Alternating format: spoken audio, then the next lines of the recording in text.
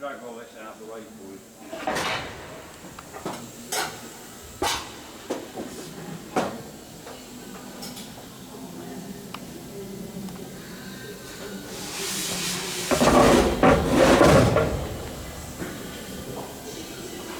95% of the cleats are now riveted in place.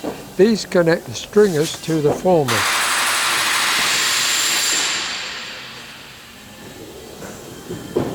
I even hoovered it out for yesterday, but then we made a load more swaps.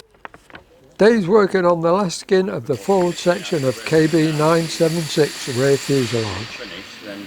You see what? Yeah.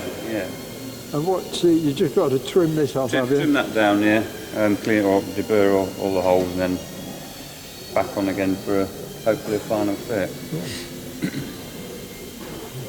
Then take it off, scuff it up, and take it off then for painting. I'll leave it on in position for you for next week. Oh right. Yeah, because there's plenty of other stuff to do. Yeah. Inside still, so I'll leave it on so it's complete. Whenever you come in next week, it'll be complete. Keep it to see. And then I'll start dropping them off. Yeah.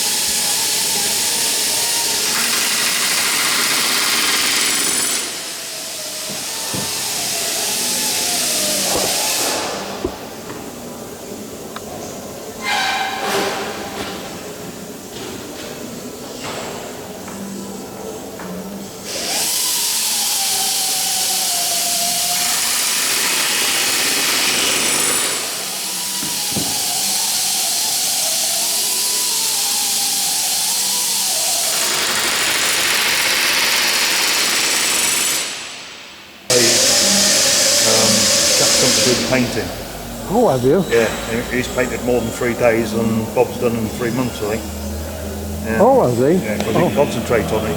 He did this in a day. So he took it away in the morning. Next morning, boom, it's there, ready to go. So, backing on, got loads of stuff ready now for when Keith comes back. I see Keith's got all his stuff ready to rivet in together. And more, has he? Yeah. Is he full-time, this spray man, then? 3 days a week. Oh, that's good then. That'll get rid of some stuff then, won't it? It's really, he's cooking on gas, basically. Good. Comes to stuff, you got any more? Yeah. Just kept throwing at it. Yeah. Unlike Bob, where Bob's running the shop, doing the stores, ordering bits and that. And doing the CAA stuff, he's just in there. Yeah. He can put one coat on something, and then he get another bit and degrease it. Yeah. By the time he's done that, it's ready for the second coat. So it's just like continuous production line. And his paint works good, is it? It's better than Bob's. He uses less paint, and it doesn't sign it. Yeah. I'll cut that piece out. No, you won't.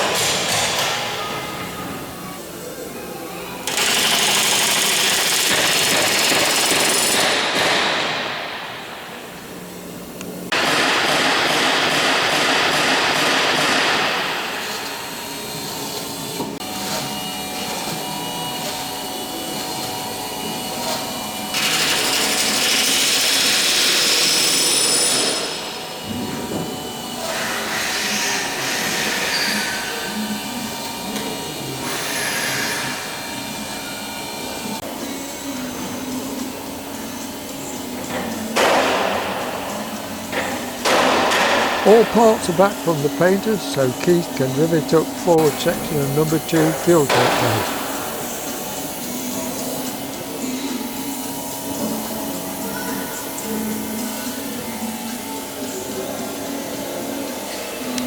on Avro drawing shows 3 fuel tanks in the wings are numbered 1 to 3. The smallest wing tank, the outboard tank, is number 1. Number 2, the middle wing tank, and the largest of the tank, the inboard tank, is number 3.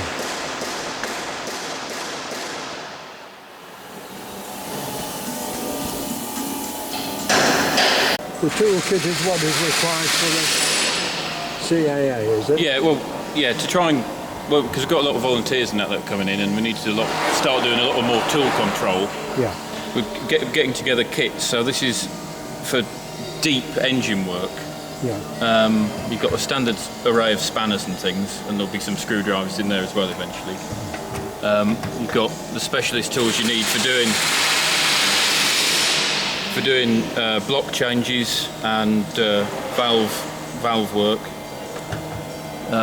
Then there's a load of special spanners and things, and special tools for cam gagging and It's a good kit then. taking bevel gears on and off, which is called up in the Rolls-Royce book. Yeah. Or AT tools, which is called up in the Packard kit, Yeah.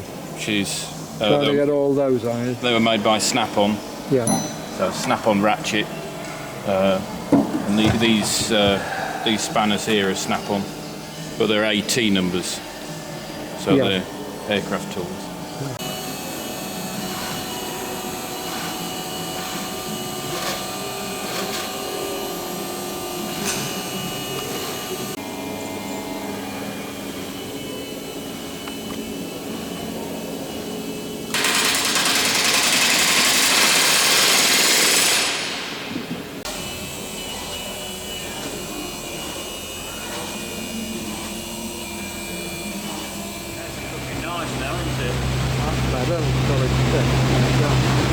That's the Lancaster making all the noise, as well as John riveting. Not keen for a change. Right.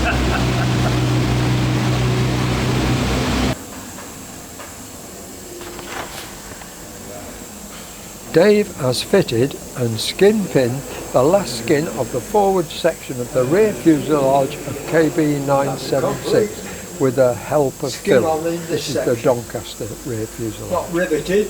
A few more bits and pieces to finish it off. Here it is, the dangerous boxing. I wanted somebody, good looking in this shot.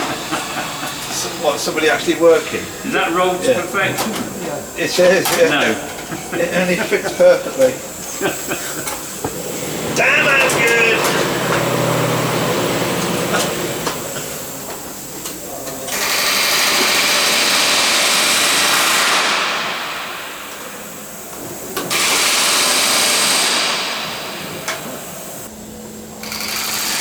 Then all the new skins will be removed for painting.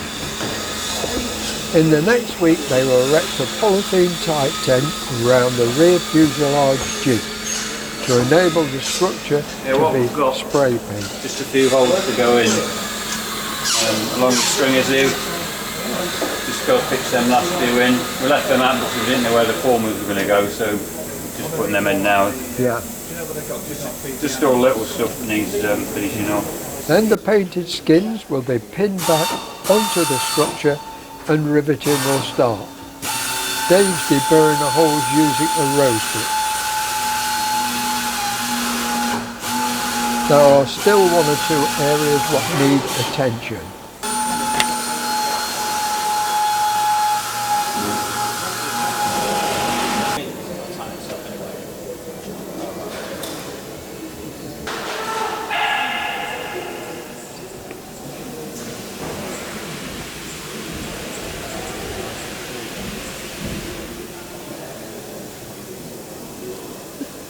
That's a good poster, Phil. It is, yeah.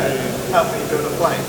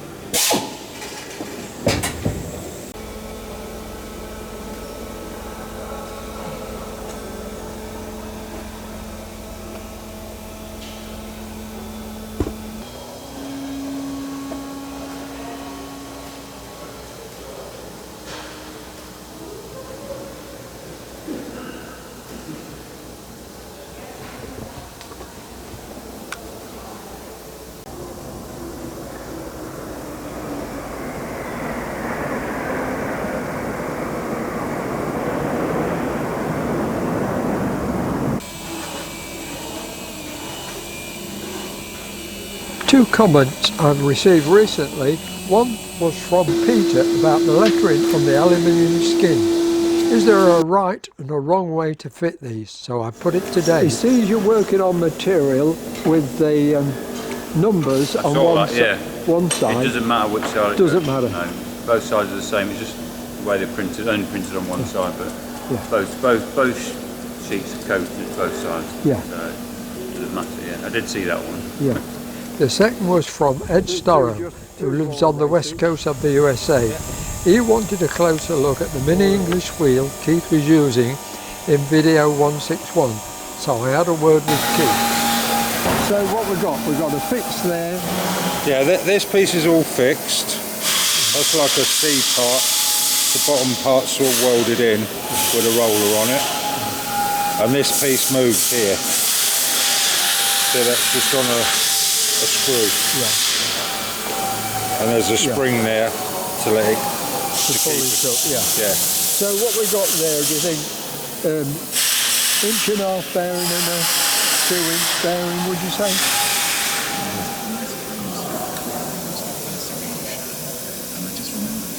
Yeah, just about. I think they're probably metric actually. What is it? Metric, is it? I would think. So what is that measuring? Roughly? About 40 mil. 40 mil. Yeah. And are they rollers or are they? No, they're roller bearings. The rollers are. Yeah. Completely sealed. They're not balls. I wouldn't know what's inside. I should imagine they are balls inside, but they're just sealed off with plastic. Yeah. Yeah. Just sealed for life bearings. Yeah. And that top one is 50. Yeah. Oh right. So you've got basically a 2-inch on the top. Yeah. Near enough, damn it, inch and a half on the bottom. Yeah. Well, actually, it doesn't really matter as long as you've got the centre piece right. Because no, that's it. Yeah. Oh, but you see, they are slightly two different widths. Why is that? Well, I've found it actually better for that because you can sit the piece of metal, especially if you've got an angled piece that you're trying to stretch. Yeah. You can sit the angle right the way in, and that bit overruns it a bit. Yeah. So if you've got a slight distortion on the bend, the top bit pushes it out. Yeah. Oh. Yeah, but it's quite a simple tool. It is, isn't it? Yeah. Very effective though. You can't wheel shape into it. All it's for basically is stretching. Yeah. Yeah.